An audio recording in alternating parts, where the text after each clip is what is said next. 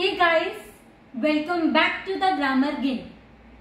Friends, जिंदगी में हमारी कितने सारे ऐसे काम होते हैं, कितनी सारी ऐसी चीजें होती हैं जिन्हें हम ना चाहते हुए भी करना पड़ता है। ऐसे बहुत से काम, ऐसी बहुत सी चीजें होती हैं जो मजबूरी होती है हमारी करना। हम चाहते नहीं है उन्हें करना, हमारा इंटरेस्ट नहीं होता, लेकिन फिर भी हमें करना पड़ता है। हमारी मजबूरी हो जाती है उन सब कामों को करना। जैसे सर्दियों के दिन हो, सुबह सुबह बिस्तर से उठने का किसका मन करता है, लेकिन फिर भी उठना पड़ता है। ऑफिस में बॉस की डांट खाने का मन भला किसका करता है, लेकिन फिर भी खानी पड़ती है।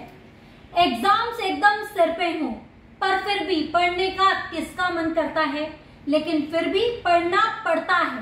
तो फ्रेंड्स, इसी तरह मजबूरी वाले सेंटेंसेस, मजबूरी वाले वाक्यों को हम इंग्लिश में कैसे ट्रांसलेट करेंगे, यह है हमारा आज का टॉपिक। तो फ्रेंड्स, अगर मजबूरी प्रेजेंट टेंस की है तो हम यूज करेंगे हैज टू या फिर हैव टू का, और अगर मजबूरी पास्ट टेंस में है यानी कि बीते हुए समय की बात की है तब हम यूज करेंगे हैड टू का। और अगर मजबूरी फ्यूचर की है यानी कि फ्यूचर में कोई सी मजबूरीवश हमें कोई काम करना पड़ेगा तब हम यूज करेंगे विल हैव टू का। आई, यू, दे, वी के साथ हम हैव टू का यूज करेंगे, और ही, शी, इट और थर्ड पर्सन सिंगुलर या फिर किसी के नाम के साथ हम हैज टू का यूज करेंगे प्रेजेंट टेंस में। तो सबसे पहले मजबूरी वाले सेंटेंसेस की हिंदी की निशानी समझ लेते हैं। अगर सेंटेंस प्रेजेंट टेंस का है तो हिंदी में इसकी निशानी होगी पढ़ता है। अगर सेंटेंस पास्ट टेंस का है तो हिंदी में इसकी निशानी होगी पढ़ा। और अगर सेंटेंस फ्यूचर टेंस का है तो हिंदी में इसकी निशानी होगी करना पड़ेगा। जैसे मुझे रोज सुबह जल्दी उठना पड़ता है, मेरी मजबूरी है, मैं उठना नहीं चाहती लेकिन मुझे रोज सुबह जल्दी उठना पड़ता है। अब ये कौन से टेंस का सेंटेंस है? प्रेजेंट टेंस का। प्रेजेंट टेंस में हमने क्या यूज करना है? या तो फिर हैज टू का या फिर हैव टू का। सब्जेक्ट क्या है? मुझे, आई। आई के साथ हम क्या यूज करेंगे? Have to. गेट अप या फिर वेक अप, आप दोनों में से कुछ भी यूज कर सकते हैं। Early in the morning, daily, मुझे हर रोज सुबह जल्दी उठना पड़ता है। विद्यार्थियों को स्कूल जाना पड़ता है। विद्यार्थियों की इंग्लिश स्टूडेंट्स बहुत सारे हैं तो हम क्या यूज करेंगे? Have to. क्या करना पड़ता है? स्कूल जाना पड़ता है। Go to school, students have to go to school. विद्यार्थियों को होमवर्क करना पड़ता है। Students have to do the homework. मरीज को दवाई लेनी पड़ती है। Patient has to. क्यों? क्योंकि किसी एक मरीज की बात हो रही है तो एक मरीज के साथ हम क्या यूज करेंगे? हैज टू, क्योंकि थर्ड पर्सन सिंगुलर है। ना मैं हूं, ना आप हो, कोई तीसरा व्यक्ति और अकेला। ये मैं एक्सप्लेन कर चुकी हूँ ऑलरेडी अपनी वीडियोस में। हैज कहाँ लगेगा, हैव कहाँ लगेगा, डू कहाँ लगेगा, डज कहाँ लगेगा, ये मैं ऑलरेडी सब कुछ एक्सप्लेन कर चुकी हूँ। अगर आपने वो सब वीडियोस नहीं देखी है तो उनका लिंक मैं नीचे डिस्क्रिप्शन बॉक्स में दे रही हूँ, आप वो वीडियोस जाकर देख सकते हैं। तो यहाँ पर हमारा सेंटेंस क्या बनेगा? Patient has to take the medicine. अब हम कुछ नेगेटिव एग्जांपल्स देखते हैं, लेकिन नेगेटिव एग्जांपल्स को बताने से पहले मैं आपको नेगेटिव एग्जांपल्स सीखने का एक रूल बता देती हूँ। तो फ्रेंड्स, मजबूरी वाले सेंटेंसेस जब नेगेटिव होते हैं यानी कि ना वाले होते हैं तो इनको बनाने के लिए हम यूज करते हैं डू का या फिर डज का। और एक बात बहुत जरूरी है आपको हमेशा याद रखनी कि डू और डज के साथ हमेशा हैव टू का यूज होगा, हैज टू का यूज नहीं होगा। आपने हैज टू का यूज नहीं करना, हमेशा डू और डज के साथ हैव टू का यूज करना है। फ्रेंड्स, इस बात को याद रखिएगा, रट्टा मार लीजिएगा। अब हम समझते हैं नेगेटिव एग्जांपल्स। मुझे रोज सुबह जल्दी नहीं उठना पड़ता है। क्यों? क्योंकि मेरी स्कूल लाइफ खत्म हो गई है, अब मैं कभी भी उठ सकती हूँ आराम से। तो अब ये सेंटेंस है नेगेटिव। इसको हम कैसे बनाएंगे? I do not have to, has to तो लगाना ही नहीं है, बात ही खत्म हो गई। हर सेंटेंस में हैव टू आएगा, नेगेटिव में भी, इंटेरोगेटिव में भी। इंटेरोगेटिव में आपको अभी बताती हूँ, पहले हम नेगेटिव समझ लेते हैं। तो I do not have to get up या फिर wake up early in the morning daily. विद्यार्थियों को स्कूल नहीं जाना पड़ता है, क्यों? क्योंकि छुट्टियां हो गई हैं, अब उन्हें स्कूल नहीं जाना पड़ता है।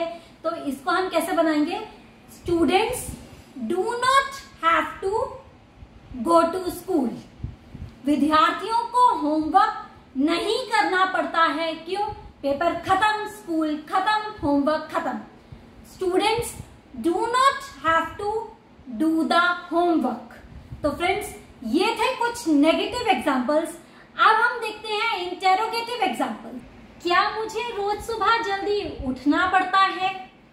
Do I have to get up या फिर wake up early in the morning daily. Interrogative sentences में हम डू या फिर डस को पहले यूज करते हैं, ये मैं आपको ऑलरेडी की वीडियो में एक्सप्लेन कर चुकी हूँ। क्या विद्यार्थियों को होमवर्क करना पड़ता है? अब बहुत सारे विद्यार्थी हैं, इसलिए हम यहाँ पर डू का यूज करेंगे। Do students have to do the homework. Friends, इस बात को ध्यान रखेंगे आप, हैज टू का यूज आपने नहीं करना इन नेगेटिव और इंटेरोगेटिव सेंटेंसेस में, प्रेजेंट टेंस के मजबूरी वाले सेंटेंसेस में। अब हम बात करते हैं हैड टू की, यानी कि पास्ट टेंस की मजबूरी।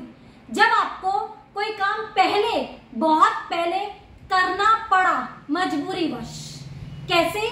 कुछ एग्जांपल से और अच्छे से समझते हैं। फ्रेंड्स, पास्ट टेंस के मजबूरी वाले हिंदी के सेंटेंसेस की निशानी होती है पढ़ता था या फिर पढ़ा, और यहां पर इंग्लिश में हम यूज करते हैं हैड टू का।